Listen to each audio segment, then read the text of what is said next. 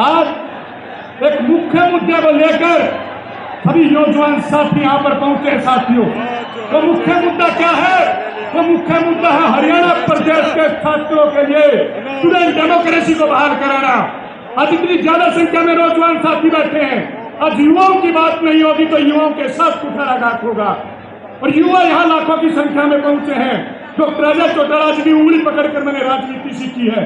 मुझे गर्व है कि डॉक्टर अजय चौटाला ने हमेशा युवाओं की पैरवी की है। उनकी अनुपस्थिति में भाई दुष्यंत चौटाला ने पार्लियामेंट से लेकर आज विधानसभा तक युवाओं की लड़ाई लड़ते हैं। छात्र संघ चुनाव की लड़ाई के लिए भाई दिग्विजय सिंह चौटाला जी ने पूरे हरियाणा प्रदेश में जहां एक तरफ लड़ाई लड़ी थी, वहीं हरियाणा प्रदेश के विश्वविद्यालयों को बंद करके जो छात्र संघ चुनाव की मांग की थी। साथियों, सभी समस्याओं का एक समाधान है, छात्र संघ चुनाव है। क्योंकि युवा जब उगलते हैं तो अंगार उगलते हैं, युवा जब उगलते हैं तो अंगार उगलते हैं। इस देश को बदलना है तो युवाओं को बदलना होगा, क्योंकि युवा जब बदलते हैं तो इतिहास बदलते हैं। लगा दो आग पानी में, लगा दो आग पानी में, शरारत फौज तो ऐसी हो, मिटा दो हस्ती जुल्म की, बगावत फौज तो ऐसी हो। छात्र संघ चुनाव होने चाहिए कि नहीं होने चाहिए? साथियों,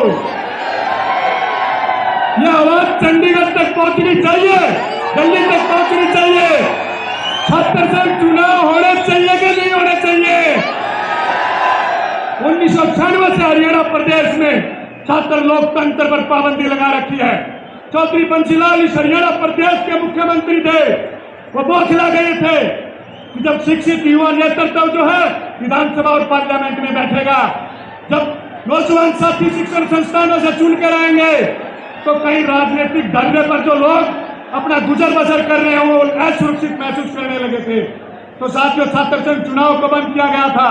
मैं अपने साथियों को याद दिलाना चाहता हूं जयप्रकाश नारायण जी का हुआ आंदोलन, जब एक 73 साल के बुजुर्ग जयप्रकाश नारायण जी ने इस देश के युवाओं का नेतृत्व किया था।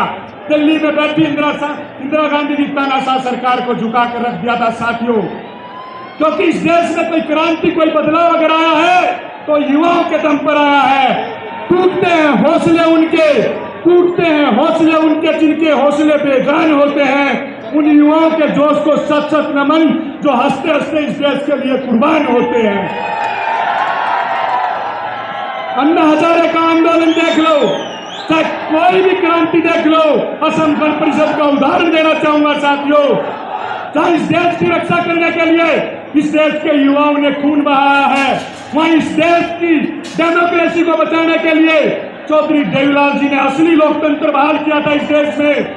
जब इमरजेंसी के बाद इस देश में छात्र संघ चुनाव बंद हो गए थे, तो साथियों, चौधरी देवीलाल जी वो शख्सियत थे इस देश में जिनको तुरंत प्रभाव से जिन्होंने फरमान जारी किया था कि इस देश में छात्र संघ चुनाव बहाल होने चाहिए। हिसार की यह धरती साक्षी है जहां छात्र नेताओं ने चौधरी देवीलाल जी से मुलाकात की थी। और साथियों, जब तक छात्र संघ चुनाव बहाल नहीं होंगे तब तक इस देश में और प्रदेश में असली लोकतंत्र बहाल नहीं हो सकता। मैं ठीक कह रहा हूं कि नहीं कह रहा हूं? दोनों हाथ उठाकर छात्र संघ चुनाव का समर्थन करने के लिए साथी, दोनों हाथ उठाकर समर्थन करें छात्र संघ चुनाव का। यह लड़ाई इस प्रदेश के युवाओं की है। मेरा सौभाग्य है कि मैंने डॉक्टर अजय चौटाला जी के नेतृत्व में काम किया, दुष्यंत और दिग्विजय जी के नेतृत्व में काम किया, चौधरी देवीलाल जी की दो पीढ़ियों के नेतृत्व में काम किया।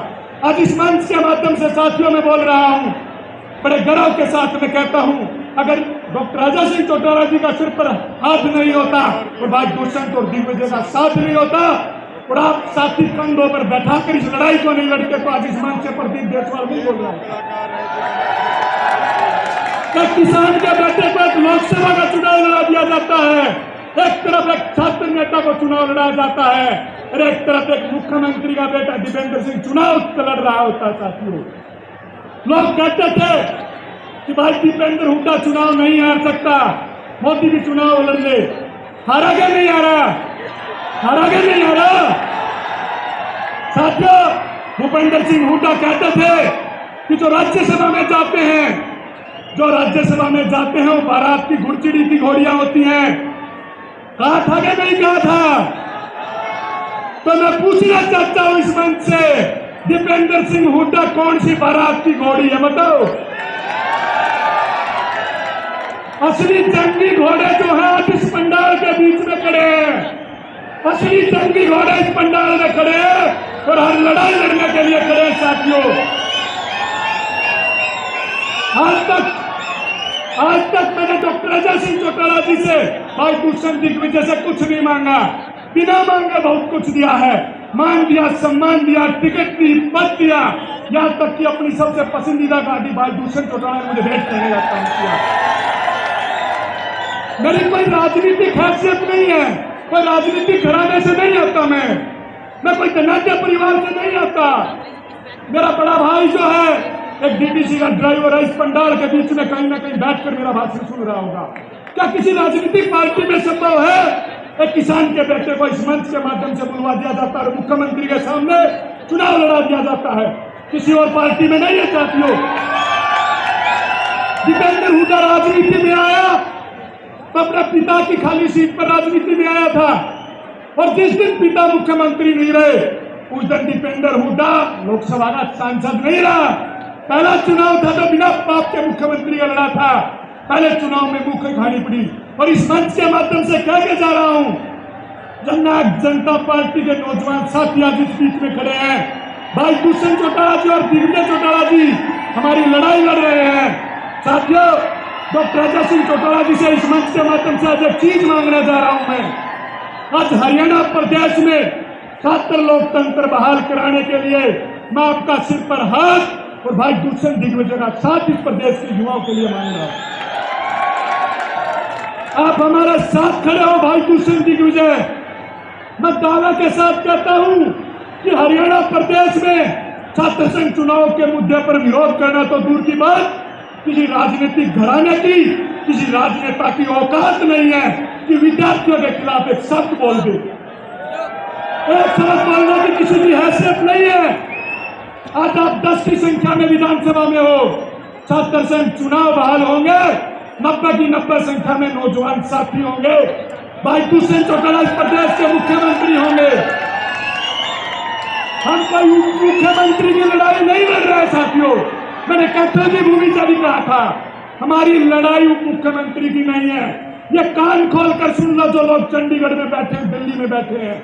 हमारा उद्देश्य है लाल किले की उस प्राचीर से हरियाणा प्रदेश का कोई नौजवान तिरंगा झंडा फहराए।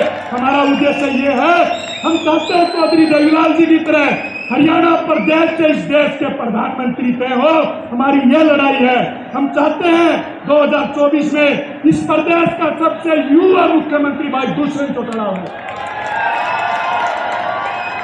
अंत में मैं अपनी वाणी का विराम दूं, मैं पुनः कहना चाहूंगा कि साथियों, ये जन हुकार रैली है या असली लड़ाके जो हरियाणा प्रदेश के इस बीच में है, जो छात्र संघ चुनाव के मुद्दे पर विद्यार्थियों के साथ आज वो मंच पे खड़े हैं, जो छात्र संघ चुनाव के मुद्दे पर हमारे खिलाफ खड़ा होगा तो आने वाले चुनाव में धूल चटा देंगे कि नहीं चटा देंगे। और चुनाव तो होंगे, चुनाव अभी होंगे, प्रत्यक्ष रूप से होंगे। आज हम इस मंच के माध्यम से जो डॉक्टर अजय चौटाला जी निर्देश हमें देकर जाए उसको पूरा करना है। हम सिर्फ एक अनुमति चाहते हैं, हम सरकारों को घुटनों के बल रेंगने पर मजबूर कर देंगे। इस प्रदेश में प्रत्येक छात्र संघ चुनाव बहाल होते रहेंगे। अंत में अपनी वाणी को विराम दूं, उससे पहले युवाओं के लिए इस लड़ाई के लिए 2 पंक्तियां कहना चाहूंगा, क्योंकि ये लड़ाई आज निर्णायक मोड़ पर है। अगर आज हमने ये लड़ाई नहीं लड़ी, आने वाली पीढ़ियां हमारे ऊपर धिक्कारेंगी। आने वाली पीढ़ियां हमसे पूछेंगी कि किस चीज के छात्र नेता थे हरियाणा प्रदेश में छात्र संघ चुनाव बहाल नहीं करा पाए। आखिरी पंक्ति कहकर मैं अपनी वाणी को विराम देता हूं कि लगा दो आग पानी में शरारत हो तो ऐसी हो, लगा दो आग पानी में शरारत हो तो ऐसी हो, मिटा दो हस्ती जुल्म की बगावत हो तो ऐसी हो। धन्यवाद।